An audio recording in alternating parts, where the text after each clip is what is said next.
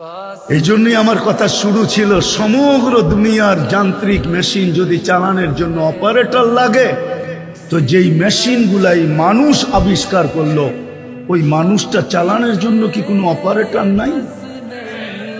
কোনো অপারেটিং দরকার নাই? এটা কিভাবে পরিচালিত হবে? বিশেষ করে উম্মতে মুহাম্মাদি, বাকি বাদ দিলাম।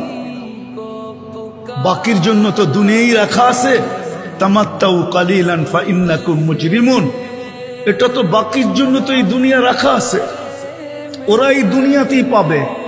জান্নাতুল কাফের, ওদের জন্য তো জান্নাত বানাইছে।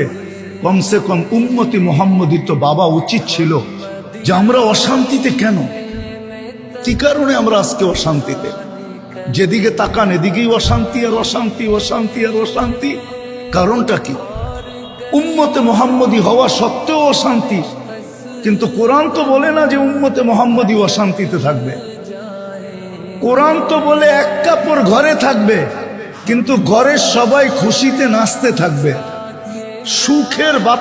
সুখের সমুদ্রের ভিতরে ভাসতে থাকবে, সবার ঘরে সুখ থাকবে। একটা নিয়ে আসেন আমাকে যে সাহাবারা অসুখী ছিল। দুনিয়ার কেউ লেখছে একটা শব্দ? কোন কাফের লেখছে সাহাবাদের সম্বন্ধে যারা অসুখী ছিল? হ্যাঁ, গরিব ছিল, এটা লিখতে পারে। গায়ে কাপড় ছিল না, এটা লিখতে পারে। পায়ে জুতা ছিল না, এটা লিখতে পারে।